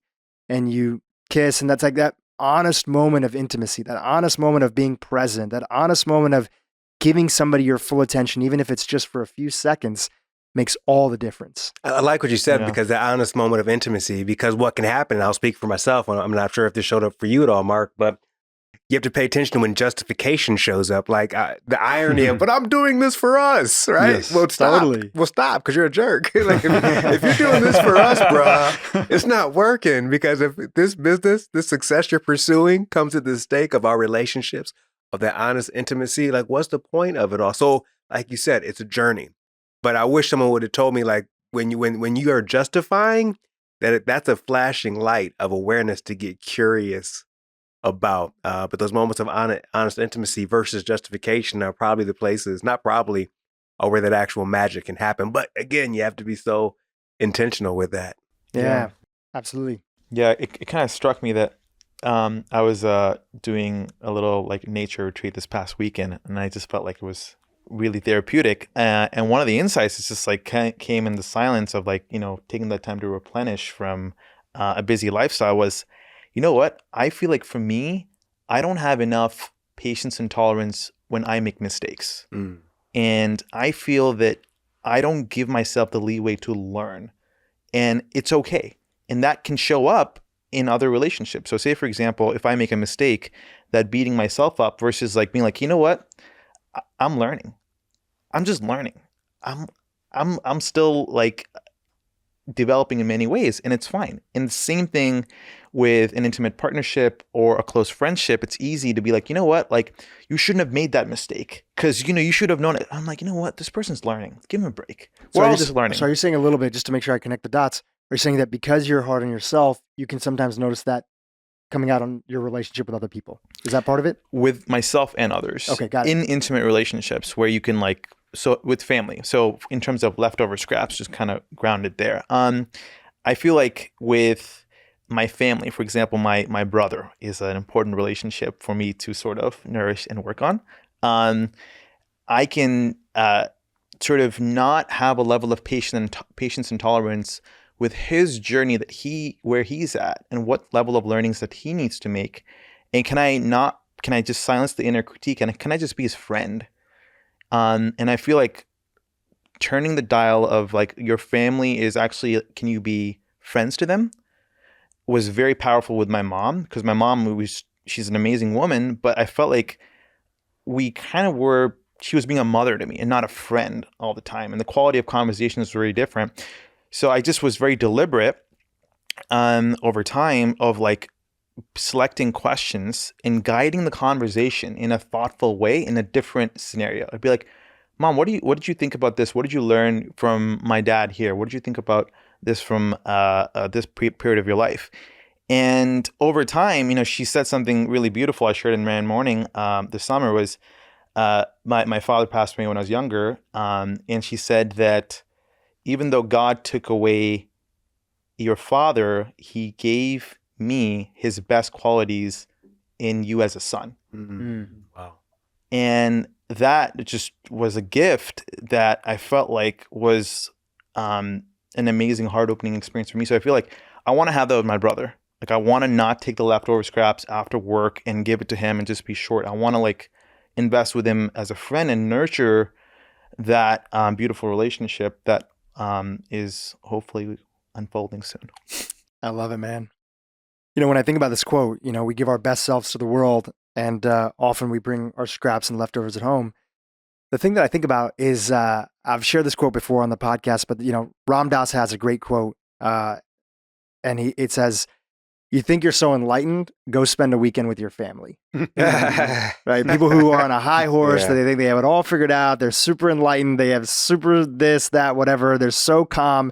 Go spend a weekend with your family, and then all your buttons and everything. In that same way, I feel like relationships, marriage is one of the best teachers, can be one of the best teachers if we lean into it, because first of all, I think energetically, we often pick a partner, whether we realize it or not, who will challenge us and push us a little bit in areas that we want to get a chance to grow, right? I think that we do that on a subconscious level. And I think from an attraction level, there is something about having somebody with some polarity that actually builds attraction between two people. The second component is that, your partner, especially if they want to hurt you or you want to hurt them, nobody knows each other's buttons better, right? You and your partner know the person's insecurity, the thing, and especially when you feel like you're on defense, what do people do? Byron Katie has this quote. She says, defense is the first act of war. When you feel defensive, that's like you attacking, right? So when I think about this quote, I think about, for me, being married now for a little bit over a year and been with my wife prior to that for like about 2-3 years. I focus a lot on what are the earliest indications that you feel I'm giving you leftovers. Because it happens, even probably on a weekly basis. There'll be a moment, a situation where I come back from something. I might have had a tough workout that morning. I had a podcast that I felt like didn't go exactly the way I wanted to. And as much as I focus on trying to be grateful and practicing these things, I'm going to have a moment. I'm going to have a human moment as an individual, as a husband, where I come home and I'm not paying attention to her. Or she's telling me something that she's super excited about, and I'm kind of texting at the same time or on the phone or other stuff. And so I am trying to make sure, because I need her help and she needs my help, I want to know from her, what are the earliest signs that I'm not paying attention, or what are the triggers for you? And for me, for one of those instances might be that she is such a cheerleader in my life. And instead of just hearing her and being a champion and a cheerleader for it, right, I might go into the next topic that's there of whatever it is that we need to chat about or do, or, hey, what are we going to eat? Other things. I think a lot of people can resonate with this. For me, it's actually when she's on the receiving end of hearing what I'm excited about or what my day's going on, is that I'll share with her, hey, the earliest indication for me is that if you're on your phone, or even if you're holding your phone at the same time that I'm talking to you, my wife would joke. She would probably be upset a little bit that I mentioned this on the podcast, but she's cool with it because she knows that she has a podcast too, so she's going to talk about me on there. My wife would often say, I love being around when you FaceTime your sisters because they get all the goods of what's going on in your life. They hear about the latest project or thing.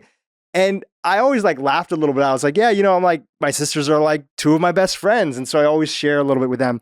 And then this past weekend, we had a little riff and something came up. And I was like, you know what, sweetie, I actually realized, one thing I haven't shared with you, which isn't fair. It's actually not fair for me to not share this with you, which is that when I am excited, if you're looking at your phone or you're on social media and, she's building a new business, she's busy all the time. She's way busier than I am. She's trying to build this thing. She has so many different things that are going on. I have much more of a team. I'm more of an established entrepreneur.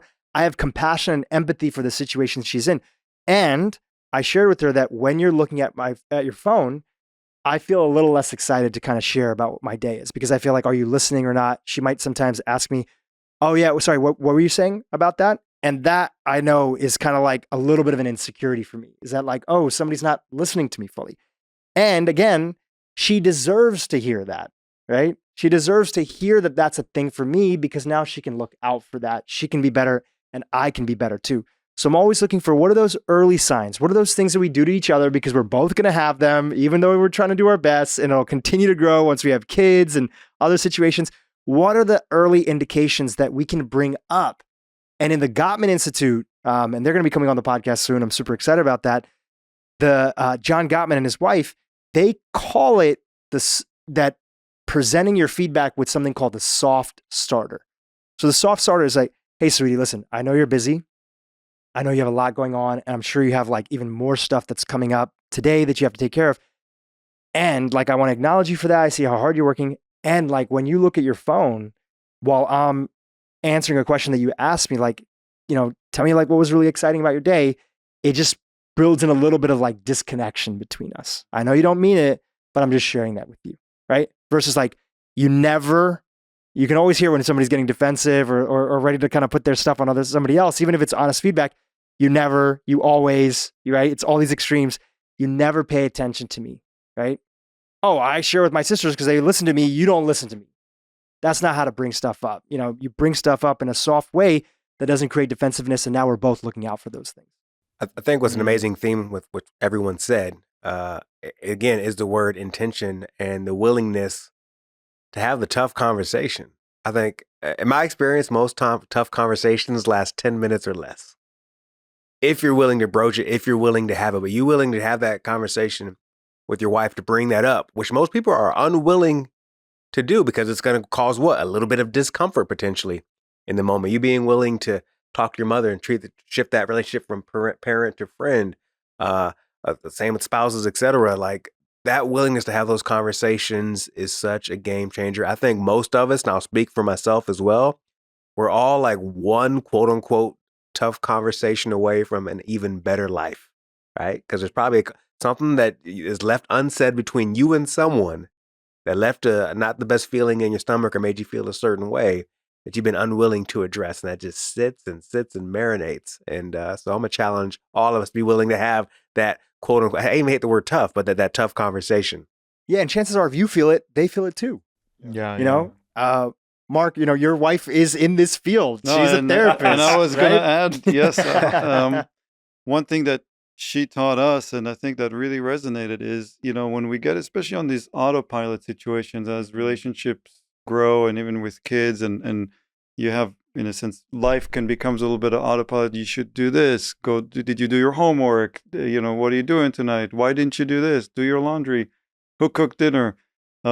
But for any negative that we bring into a person, whether it's a friend, any type of relationship, a kid, a loved one, for any negative, we should add 5 positives to that person. Right. And because the negative really tends to stay with us for a long time, and it's something that we just tend to hold on to a lot longer. So we want to make sure we offset any negativity with 5 positivities. And that's something I learned throughout the years, and it's something, again, at the beginning you become conscious of it, and then it becomes more natural. It's just like, hey, you look beautiful today. Oh, really beautiful job you did on the dinner was amazing. Just little compliments and positive that we can throw for our colleagues and friends and loved ones is huge. It makes a huge difference. It's like you're reminding people that you have their back. You're reminding people that they're seen. And so much, there's a classic book on relationships. And I've read the highlights. I haven't read the whole thing, but I think it's called Love and Respect. And it basically is a book about how, primarily, again, broad generalizations, women mostly come from an angle of feeling like they're not loved, or where do they fit in the context of love with their partner. And men will often come in with a sense of, are the things that I care about, like, are they being respected, right? Are we leaving on time when we said that we wanted to leave on time for a friend's dinner? Are we showing up late? Respect on one category and love on another category. And really both of them, even if somebody doesn't really necessarily believe in this, which might be a little bit of an antiquated way of looking at, traditional relationships, but with both of them, the biggest common link with them is being seen. That you feel like you're being seen for something that matters to you. And it takes a lot of effort and energy in today's world, with all the distractions that are out there, with all the content that's out there, with all the media that's out there, with a lot of the negativity that's out there. It takes a lot of energy to pull back, invest in yourself to first get your nervous system good. And it's not selfish, as Mark mentioned, it's actually selfless. It's the most selfless thing that you could do for your partner is investing in your own health, grounding your nervous system, taking a moment, feeling good, prioritizing working out, prioritizing eating healthy, whatever it is that needs to happen for you to feel good. When you do that, you're a better person. It's easier to see people. There's a term, I don't know if you guys have heard of it before. It's called hypoglycemia, right? Yeah. It's coined by a friend of ours, Dave Asprey. And the whole idea is that even when we're eating foods, we're eating an ultra processed diet or a ton of sugar in our diet, that puts on a blood sugar roller coaster. And when we shoot up and we are crashing down from not having a balanced diet or skipping meals, often for women is a big category, we are more likely to be a little bit of an asshole to somebody else, right? So investing in your health is one way to ensure that you're not an asshole to the people around you. Totally. I feel like it's like so many disagreements. Is it like actually a disagreement, or do you just need to go replenish? And I feel like oftentimes when we can have a friction moment, for me, I realize, like I'm not capable to be the best emotionally self-governed version of myself. So can I just like pause and be like, you know what, I actually need like 10 minutes. Like, let me do some push-ups or meditation or just like think about something else. I feel like if you can avoid the initial friction, that's one thing that's I found beneficial. But once you're in the friction and the heat, I feel like the positive deposits that you make in a conversation of if you're making progress when the conversation breaks down, you know what I mean? If you make some like, hey, honey, I'm like really proud of how, you acknowledge this and how you communicated that. I feel like taking a conversation and molding it upwards is the art, and it's very challenging. But that tough conversation, if you put small deposits of positivity and you both do that for each other, it just eases the tension and it can like dissipate the friction energy. It's something that I'm like, it's like the ultimate training. It's very difficult. But yeah, that's what I found helpful. I love it. All right, gentlemen, I have one other area that I want to get a chance to go into, and that is to a version that feels comfortable for everybody to share as we kind of are in the tail end of this podcast. I'd love to show people what an example of our classic question. Tell us something about your life that you're celebrating. Tell us something about your navigating. Obviously, we're not in our private little man morning group where we are a lot more sort of willing to share about some of the intricacies because there's a sense of also trust and confidentiality, right? So you can keep it high level here, but it's a nice thing to do. But before we do that, Antonio, trust and confidentiality is like a core pillar of how to be and be a part of Man Morning if somebody's going to have their group. What are some other ones? And actually, Mark and Junaid, you guys have probably seen this, but you may not have known that these things are kind of like unwritten or written rules. Antonio, can you give us a few other written rules that are part of Man Morning that allow for this sort of vulnerable place of people sharing and like it leading to being something super productive that every one of us looks forward to in our life? Sure. And if you set the table, if you will, for your conversations with your friends, it'll make all the difference. First and foremost, as you mentioned, Dhru, trust and confidentiality is absolutely key. You have to know that what you're sharing around folks is not going to be repeated and it's going to stay there. So that's critical. Even can I interrupt you for 1 Sure. second? Even our wives know, like, if they're asking about something, like there's certain things that we just don't even go into. 100%. Right? There are things I've heard in Man Morning about spouses that our spouses spend time together that I'm not going to bring it up. Even if they ask a question, how's so-and-so doing? Like if it's said in the space of Man Morning without a man saying, hey, it's okay if you share this, it's not going to be shared. And I just respect my friendships like that overall. So trust and confidentiality is paramount. 100%. It has to be a no judgment zone where I think men feel that they feel safe, they feel protected, but they're not feeling like they're being judged. Now, can we positively challenge someone, call someone up versus out? 100%. So we don't want, judgment taking place. A quick example, again, this is on the calendar. It's not something that you opt into, you opt out. One that is really critical, that shows up a lot in relationships and conversations, probably with men and with women. And Dhru, you probably can speak to this as well, and this is a tough one for me. We try to limit sarcasm and cynicism in our conversations. We just find that when sarcasm shows up or cynicism shows up in those conversations, it doesn't take it in a right direction, and it's not always productive. It doesn't mean you can't be funny. It doesn't mean you can't tell a bad, corny joke, which I'm guilty of many times, but we find that sarcasm and cynicism, some thief kind of energy can show up and it can kind of derail what's taking place. Yeah, there's no greater way to shut down a conversation between a group of men when somebody finally starts to open up a little bit. And obviously, Patrick, bleep this out, everything like that. but somebody's like, dude, stop being a pussy. Yo, Right? That will shut the conversation down. And it just takes one person who's trying to be funny in that moment to then completely kind of mess up the vibe. And I think that even for people who don't have a group like this, but are trying to foster better relationships with other people, sarcasm is often one way that many men do connect. And stepping out of it and becoming is a big part about being a better listener, which also creates a sense of trust with the other person that you're connected to. yeah, and I think one last thing I'll share is, and this is what's cool about this group, and you guys are new, so I'm curious if you can speak to this, is we don't try to solve people's problems. It's very rare that in a man morning that we're prescriptive. Okay, Jay, you're experiencing this with your significant other, you experience this in your business, do X, Y, and do Z. It's very rarely is it prescriptive. Most times what I'll hear, and even with one-on-one conversations with Dhru or with anyone here, what you'll hear is, well, in my experience, this is what I've seen. When I experienced something similar, this is what I did.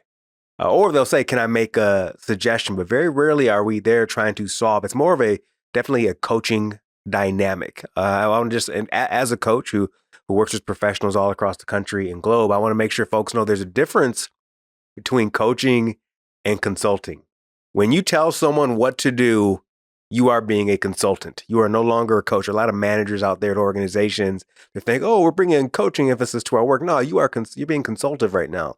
You're telling them what to do, but with coaching, you're asking really great questions and you're getting out information in creative ways to learn more about the situation. So it's definitely a coaching type of environment, not a consultative type of environment, unless that person specifically says, hey, is it okay if I'm prescriptive right now? Which we tend to ask for permission first to do so, then they'll dive in deeper. So those are some key tenets. I believe. And sometimes we've had past situations where somebody might step out of the bounds of one of those areas, and it's just a nice, honest conversation of like, hey, listen, just sharing a little bit. We kind of don't do that as much because it kind of does X, Y, and Z. So, not always jumping in, and everybody's very receptive, except for the people that we never invited back again because they're not a good fit. Just joking. By the way, it's tough. People when they hear about Man Morning, they always want invites. Like, yo, can I come? Like, well, let me talk to the guys first. Like, we have to, we get permission. Can I bring someone? Can I bring a friend? People always want in, and I feel bad sometimes where I'm like, no. It's kind of like the best thing that we could do is this podcast, which is go start your own, because this group is almost in a way it's like a little bit full, and you don't want to have so many people in it that you don't end up having the intimate connection that you have. And that's a big reason why, Antonio, you're starting your newsletter, why we're hosting this podcast here is like, if any of this sounds exciting to you, like go find a group and create this. Mm-hmm. And actually, we've had a few people. One of our dear friends, Chris, was part of our LA group, and he moved out to Tampa, and he just started a group out there. Our buddy Nirav has gotten some guys together in Austin area. Like people have gone and created their own versions. Anything else you guys want to add in about stuff that you've seen that's unique about the dynamics about this group, either Mark or Jay?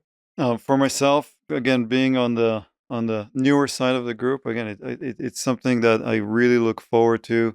But another thing that's really cool is because we're a group of about 6 to 8 on any given time, I find myself that it's also important to connect one-on-one. At that point with the members of the group, so I can learn a little bit individually about each member as well. I haven't done it with everybody in the group, but it is something that I find is also really important, just so we can kind of, there's new friendships that are really developing here. And obviously personalities, everybody brings their own to the table. So it's really beautiful to see how the group works together, but also as individuals and the dynamics we're having, with each other as individuals. Oh yeah, and it makes the group stronger. Yeah. Right? And you're great at that, sending out invitations to go on a walk where you guys did, or people catching up, or in the case of also business, with you having a bunch of businesses and other people in the group have done this too,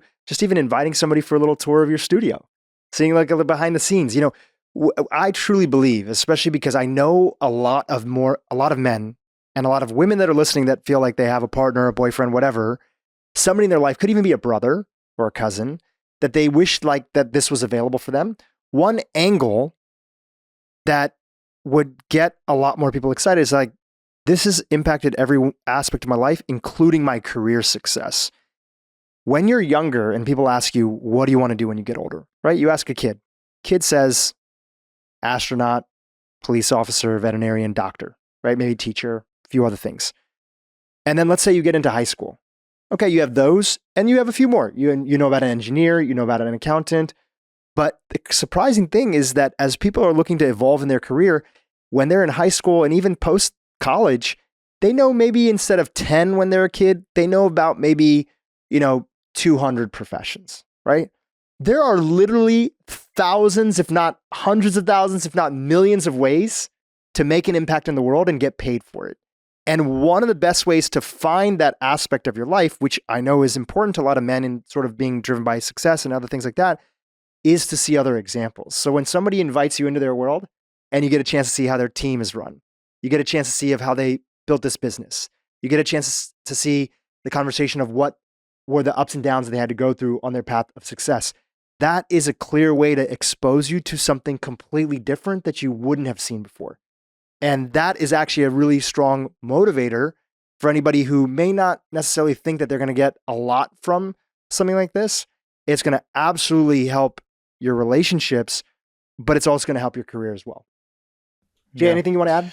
Yeah, I think just the act of regularly getting together and having something on the calendar is an amazing like midweek tension release. And I love the midweek, community dinner in general. But outside of sort of like the mornings, one of my favorite things has been like doing the stuff outside of the man mornings, to be honest, because the friendship, the group energy that we build, like when we had our dinner at Mark's restaurant, that was amazing. Tasting Kitchen, shout out to the best menu in Abd-Kinney. It's just really great to prioritize those other activities that we could do outside of man morning, which really enriches the man morning ritual in the morning. So going to dinner, going on a hike, throwing those sprinkles of those diversity, I found to really sort of like help the group bond. Yeah. Like when we changed it up too. We went to Silver Lake, we went to the East LA, and the type of question too that we did, I felt like was like a milestone. Member Adam Cobb from Adam. Who's gonna be on the podcast soon. Yeah. It was incredible. We just basically did probably like 10, 15 man mornings, and then it was almost like acknowledging what we think this other person is incredible at. And we were getting a chance to share gratitude about each other. Yep. Yeah. And that was possible because we spend 10, 15 man mornings together. So I think getting creative with it and like making sure what can develop the group bond. To your point, man morning, just with this group that started off in LA, 7 years ago, we've had outings to Las Vegas. Like we did day trips there to go have a great time together.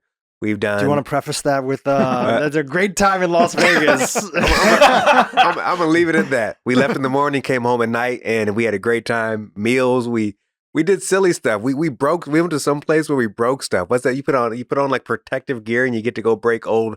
A break room, I think it's what it's called. Old like computer equipment before paintball. Yeah, before it's recycled. We did paintball and all that. We didn't hit up one casino, none of that standard Vegas stuff. We've done a man morning in Austin, Texas over the course of the weekend where we played basketball and had great dinners and had some swimming and intentional sessions. We've done a man morning group abroad in Italy where we took our families. So what can spawn from it, over time is just absolutely amazing. Absolutely. Well, one corner question that we kind of return to often, and again, I don't know if they stole it from somewhere else, but shout out to Summit Junto, which is a group that I'm part of, and they kind of asked this question there.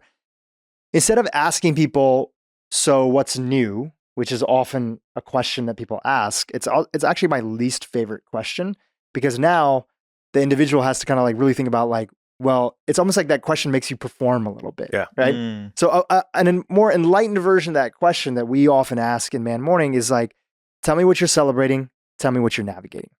And the beautiful thing about that question is that you could be celebrating something big or small. You could be celebrating something internal or external. We often think about what's new feels very external. Tell me about the new thing. I got a new car, or I got, hired a new employee. It's external.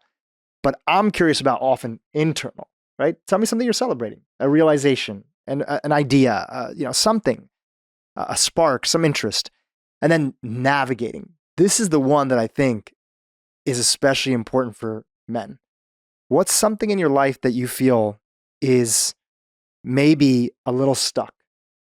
What's something in your life that might be a problem, but you're not sure? What's something in your life that doesn't feel good and you're just kind of trying to figure out? And that's the part that I think that men in particular don't always open up on. So as a sort of benefit for the community that's listening, it'd be good to do a little roundtable for whatever you want to share, And Antonio, why don't you start us off? What are you celebrating? What are you navigating in your life? Sure. What comes up, let me think for a second. What comes up for me now, and this is an easy one based on the conversation, is the new Man Morning newsletter that I'm putting out. And there's a reason behind that. I mean, I think it's growing so fast. It's early. We haven't really spread the word aggressively, but I'm having a blast with it. And the reason why I'm celebrating it is because it's one of the first things I've done that doesn't involve my name directly out in front. So it's reminding me that at this stage of my career and life that I can do some pivots and I can be bold. I have a whole roadmap laid out of newsletters that I'm going to release that have nothing to do with Antonio Neves per se, that I'm going to create and put out there in the world. And I'm excited to do that as a publisher, CEO, editor-in-chief, etc. And I'm just loving the feedback we're getting so far with this first product being Man Morning. So I'm celebrating that. Came from an idea and here we are. What I'm navigating is very similar. For the past 20 years, I've been my product. 12 years in the television industry. I was the guy holding the microphone, the guy on television for major networks, et cetera. For the past 10 plus years, I've been my product as an author, as a speaker, traveling across the country and the globe, and as a coach as well. So what I'm navigating is this shift from selling me to selling something. These products, these newsletters that I'm creating, et cetera, that this media company, if you will. And that requires a bit of a different mindset for me to approach that from a true entrepreneurial perspective and not from a service industry perspective. So that's been fun. It's been a challenge. I've been very fortunate that I have amazing entrepreneurs within reach right at this table right now, where I can ask questions, where I can get feedback, where I can learn from. But it's been a shift to navigate, again, thinking I'm selling me as a service and this product to really shifting to really jumping into something that can truly scale from an entrepreneurial perspective, which I as an individual cannot. So frankly, that's daunting. It's scary. I ask myself, am I crazy for shifting this way? And I'm excited to do it, but it's daunting. And I got to say, I know I'm doing the right thing, man, because I woke up at 4:30 in the morning multiple times on my own. Right? I get emotional and got it on my own. Yeah, a little bit of angst and anxiety doing this. But also excited to get to the computer, to go write and to go create and to go build. Most times in the evening after the kids go to bed, I'm getting fired up now. I'm navigating. After the kids go to bed, most times, I'll sit up with my wife, we'll chill, watch some Grey's Anatomy reruns or something. But now I'm let me go put in a couple more hours of work, which I haven't done in a while because I haven't had to, if you will. So now that energy of I'm about to go put in more, not because I have to, technically I do, but because I want to. I haven't felt that want, that excitement, the kid getting up for the first day of school or that sports game when you're fired up because we got a game tomorrow. I haven't felt that in so long. So it's one of those things that's simultaneously exciting and scary at the same time. Yeah. And just to firmly connect the dots, you used to get paid, and I'd still get paid for giving talks, for coaching executives, to doing all this great stuff that's there. And as you mentioned, it's Antonio the brand. And now you're literally building Man Morning as a business, starting off with a newsletter that provides value. And the other thing is, just seeing you from the outside, you're so fired up about this because you are living it every single day. Not that you're not living the other things every single day, but it's a new adventure. It's a new journey. And it's been exciting to kind of be along for the ride and to watch you shine on it. And I can't wait for everybody here to sign up for it. manmorning.com, definitely sign up for it. And to see all the evolutions that it gets a chance to take. Yeah, I'm excited. I can't wait to see where it goes and where that's going to take the other platforms as well. Mark, tell us, what are you celebrating? What are you navigating? I'll start with the navigating. So what's going on right now, one of the things I probably mentioned a little bit earlier in the conversation is certain people in life that potentially I find a little bit more negative. And there is, a good friend of mine who I've known probably for a good 15 years or so, who tends to be on the negative side and perhaps more stressed out in general, and brings a lot of that to the table unconsciously a lot of times. But Sure. And I've throughout the years just tried to kind of soften it up, and even giving him suggestions on wellness and certain things that he can do to and he's very receptive to it. He just hasn't picked up the pieces and actually started doing the work, even though he's completely aware of it and wants to do it, it sounds like. So part of me has also been patient and just kind of watching and thinking, okay, after this conversation, I bet you he's going to pick up the phone and call this person or start doing this and that. It just really hasn't kicked in. And I'm finding myself in a bit of this dilemma because I am retreating a little bit from the relationship, and I'm trying to talk to myself and what else can I do and in order to reconnect, because I'm finding it's a little bit more one way, coming more from me, and I'm not really getting the what I need from the relationship with this friend. And so maybe it's just a transitional phase, and maybe we'll see where this goes, but it's definitely something that is happening. The other part of it in my house these days, as far as what I guess we're celebrating, is all the talk in the house these days is my son Eli's college applications are due starting end of the month through end of the year. And so this has been an ongoing process. And at the beginning of the process, I found myself being a lot more involved or trying to be more hands-on. And how are you taking these applications? What are you doing this summer to help your applications? Are you checking all the checks and balances? And there was a little bit of that friction at the beginning because it's like, Dad, I got this. I know what I'm doing. But I'm also watching him pivot. And some of the choices that he's made are no longer valid. And he's like, I'm going to the left at this point. And as he's doing this, I actually have seen him tremendous amount of growth in him throughout this whole process. Wow. And my wife and I have basically pretty much let him drive the whole thing. And we're just there supporting and really watching from 10,000 feet above and just letting him really make all the decisions by himself. And the more we let go, the more driven he's getting.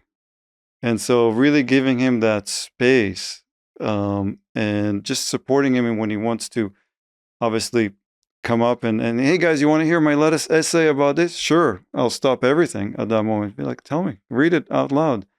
And this is pretty much the celebration because it's really that time where we're really seeing him become an adult, a young adult. And we know a big transition is coming this summer where he's going to move on and take off. So it's kind of interesting time to see how much growth is happening with him. Kind of like your dad gave to you a little bit of that freedom. That's true. You're passing it on to you're him. right. Yeah. That's beautiful. I love that. Jay. That's awesome. So I was traveling for about 9 days and I just came back, and I live with two of the most amazing people who are my close friends. But I started to realize they were becoming more of my roommates and not like my friends. And they're just like incredibly brilliant. They're entrepreneurs. They're really emotionally intelligent. And I was like, I'm super grateful that we can have a conversation about literally anything. And we actually have a meaningful conversation every time. And so I'm sort of like getting into the mode of just celebrating. I have a jackpot in terms of who I live with, and can we have, inspired by actually Man Morning, like can we have rituals as a house, as like three of us as amazing guys? Can we like meditate together? Can we go out and grab dinner, not as roommates, as like friends, how we used to? It kind of took away from the relationship. So I'm just super grateful stepping away from my house and then coming back. I'm like, whoa, I have amazing roommates. Whoa. So I'm like stoked about it. That's awesome.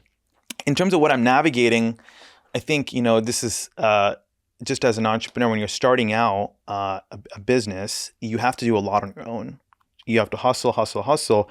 But when success comes, you have a healthy customer base. We're kind of at like a little bit of an inflection point where I feel like, I read this quote by Andrew Wilkinson. It was the founder of Tiny. He said, bad CEOs execute everything. Good CEOs have their team execute everything. So for me, I really like and enjoy parts of the business that I'm doing. I'm like, you know what? But I don't need to be doing that.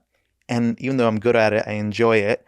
Can I redesign the org chart? Can I like think through what I need to do? So it's been a challenge of like, hey, I need to be still doing this work. It's taking energy. The company is growing, but I have to find somebody that's incredible at two roles that we're looking for. So it's just taking more energy from me just to be the doer while finding someone that is like incredible to trust over this role so I can free myself. So if you're looking for a gig, farmersjuice.com Yes. / jobs, humble site drop.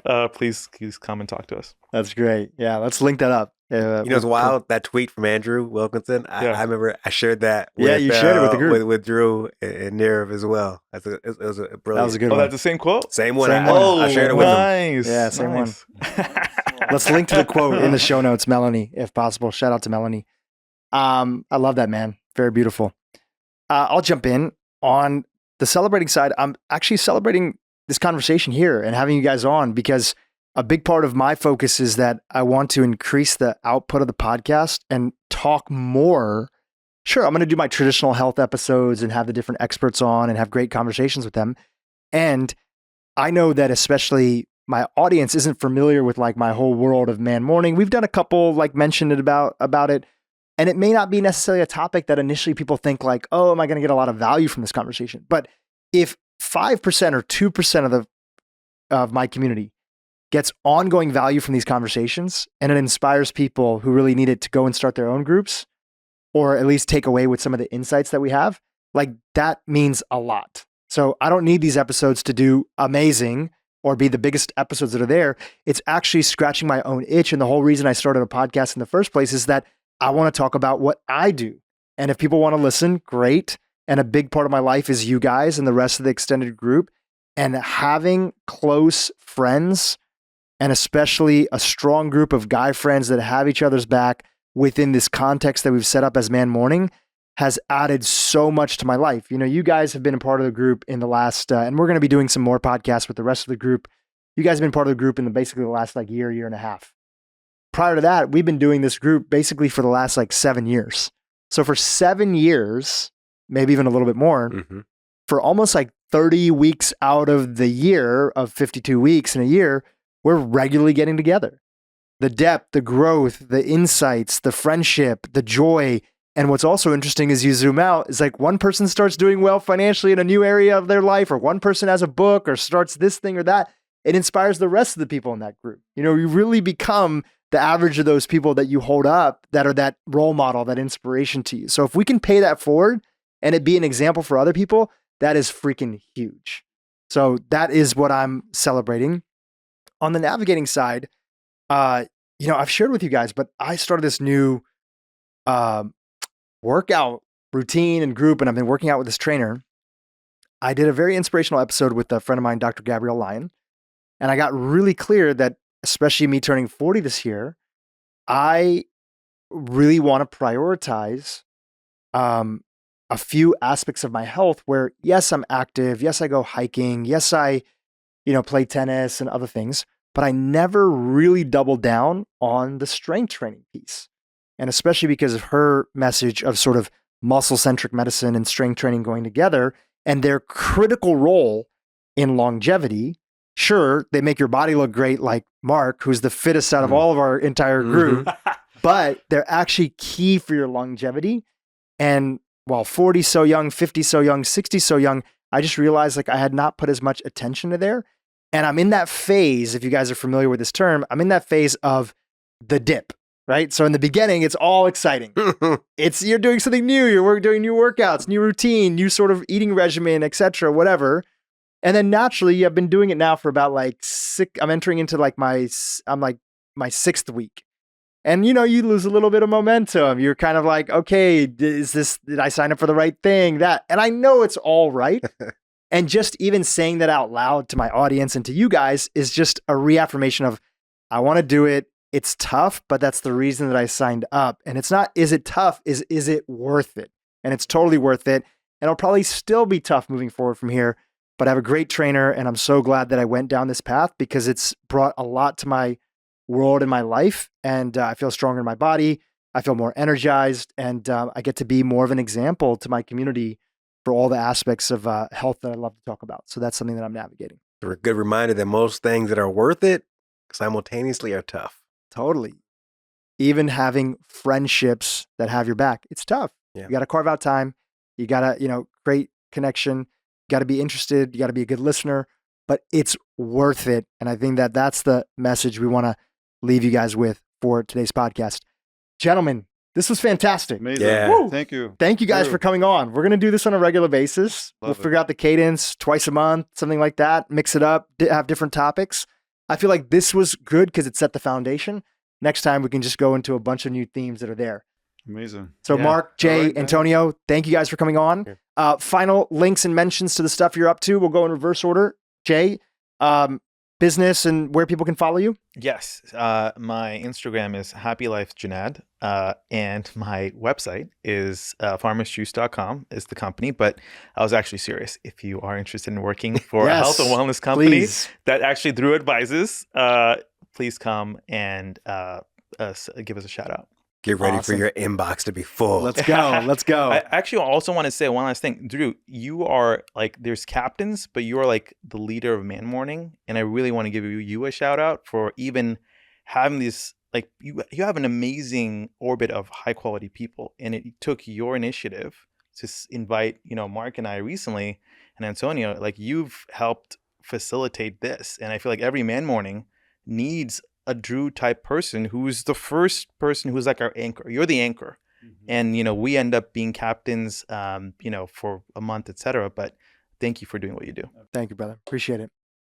Mark, Yes. how do people follow you and how can they learn more about your businesses? If they want to check them out, are they visiting LA? They want to try your restaurant? Well, if you're in the LA area or visiting, please come to the Tasting Kitchen in Venice, thetastingkitchen.com, or Gazalo in Santa Monica, gazalo.la. And for those of you who are interested in perhaps dabbling into meditation and mindfulness, we spoke about it a little bit earlier. You can check out our meditation app called Evenflow, and you can go to evenflow.io to find out more information about that. Beautiful. I love it. Yeah. Yeah, Antonio? First, I want to concur with Jay. Anchor is a good term, man. You are the anchor, so thank you for all you do. For those men that want to have a dose of inspiration, of aha moments and inspiration in their inbox every single day, head on over to manmorning.com. You can check out my book, Stop Living on Autopilot, and I'm available everywhere on social at the Antonio Neves. I love it. All right, gentlemen, thank you so much. It Thank was an you, honor. Drew. Appreciate you guys. Appreciate it. Appreciate Thank you you. so much. Hey, YouTube, if you enjoyed what you just saw, keep watching for more great content on how to improve your brain and your life. Because of the unfortunate events of 2020, most people now are tuned into the fact that they have a brain and a body. They're very much connected, that we're all subject to stress, that we're all grappling with things and challenged. And